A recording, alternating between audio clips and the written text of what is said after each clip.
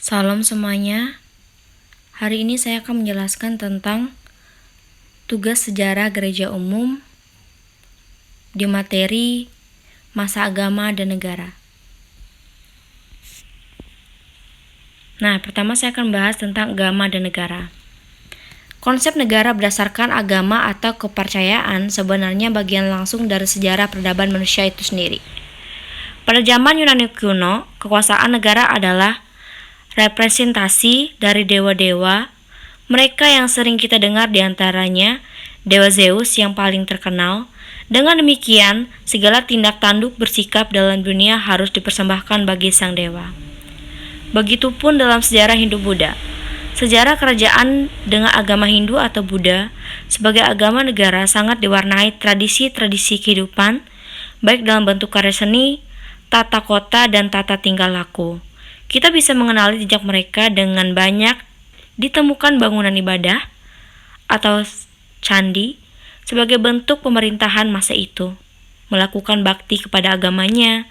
Sebut saja peninggalan bangsa Sailedra hingga Majapahit, Mataram Hindu, dan kerajaan Sriwijaya. Begitupun sejarah kekristenan. Sejak abad pertama hingga 4 Masehi, para penganut Kristen merupakan buronan utama Imperium Romawi. Baru kemudian sekitar tahun 325 Masehi, ketika Kaisar Konstantin menjabat dan memeluk Kristen, disitulah kemudian ajaran Kristen berkembang ke dalam imperium dan dimulai peran gereja yang makin dalam mengatur fungsi-fungsi negara yang dikomandai oleh Paus sebagai pimpinan spiritual umat Kristen sedunia. Pada masa itu yang berkuasa adalah gereja, dan gereja menyatu kekuasaan dengan negara atau raja di bawah kekuasaan Paus. Dalam praktek bukan saja soal tradisi masyarakat, tetapi tiap orang dalam menjalani kehidupan masa itu harus sesuai dengan tafsir Kristen dan tidak boleh ada kritik soal itu. Anda akan tetap dihargai menentang tetapi kemudian tetap dihukum. Nah, kemudian celakanya pada zaman inilah Eropa terkenal dengan zaman kegelapan. Banyak korban-korban atas nama agama pada era ini. Dan zaman ini berakhir pada abad 15 Masehi ketika muncul zaman pencerahan dan tafsir baru kekristenan yang disebut dengan Protestan atau Gereja Reformasi.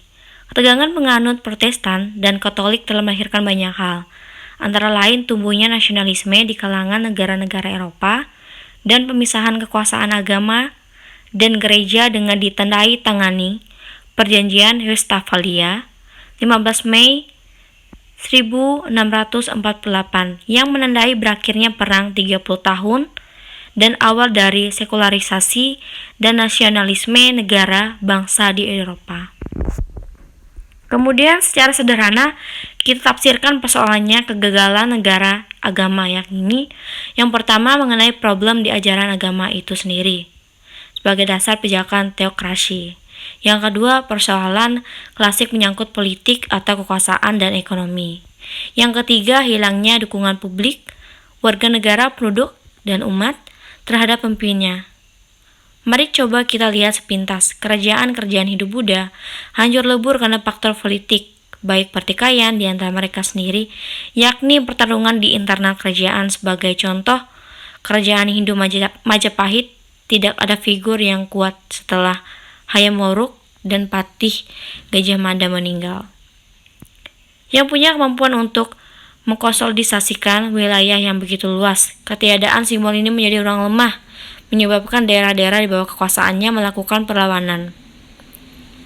Salah satu dipimpin Raden Patah yang mengakhiri kekuasaan Majapahit, yang dilanjutkan lepasnya kekuasaan jajahan Majapahit, kemudian terpecah menjadi kerajaan yang lebih kecil. Dan sebab runtuhnya kekristenan ketika terlibat dalam pengaturan pemerintah negara, sepanjang yang dapat diidentifikasi adalah pada awalnya adanya perbedaan terhadap tafsir yang berbeda mengenai hubungan manusia dan Tuhan. Tafsir mengenai konsep baru dalam menafsirkan ajaran yang dibawa oleh Martin Luther dan John Calvin telah menimbulkan pergolakan terhadap tafsir terhadap konsep iman yang selama ini diyakini. Di samping juga praktek intervensi gereja dalam kekuasaan menimbulkan tindakan yang bertentangan dengan ajaran, yakni korupsi atau tindakan penyalahgunaan kewenangan kekuasaan. Kemudian tafsir baru kekristenan ini yang populer disebut Protestan atau Kristen Protestan, atau juga awal tumbuhnya gereja-gereja reformasi di Eropa. Tumbuh dan berkembangnya gereja-gereja reformasi tersebut terjadi karena dukungan publik Eropa yang begitu besar dan berani melepaskan diri dari keterkaitan secara organisasi dengan kepausan baik secara ajaran maupun negara. Karena dengan demikian memberi inspirasi kebangkitan nasionalisme, masing-masing pangeran atau raja yang menguasai wilayah dengan membebaskan memeluk agama sesuai dengan menurut kehendak penduduknya, dan muncul kebutuhan akan nasionalisme untuk lebih tegas mengenai penguasaan teritori dalam wilayah negara. Sebut saja kerajaan Belanda, Spanyol, Swedia mulai menyatakan diri sebagai daerah bebas yang menentukan nasib bangsanya sendiri. Nah, kemudian konflik-konflik Protestan Katolik juga menyebabkan migrasi besar-besaran karena proses persekusi kaum Protestan oleh kelompok Katolik yang masih berkuasa.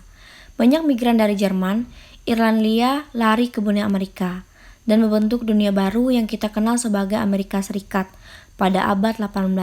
Sebagai awal negara sekuler modern, dari gambaran singkat ini dapat disimpulkan bahwa dalam dunia kekristenan, penyebab berakhirnya peran gereja proses ikut mengelola negara adalah yang pertama, munculnya tafsir baru terhadap konsep pengajaran dan iman Kristen. Dan dari Protestan ini muncul tafsir-tafsir ikutan yang beraneka ragam. Ini tidak terlepas dari kenyataan bahwa agama mengalami perkembangan dan penafsiran.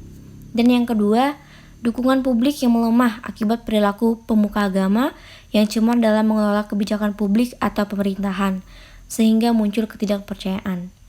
Nah, yang terakhir, tumbuhnya kesadaran politik bangsa-bangsa atau wilayah yang tidak lagi bersedia dipengaruhi oleh kekuasaan gereja, dan kehendak untuk mengurus diri sendiri atau nasionalisme.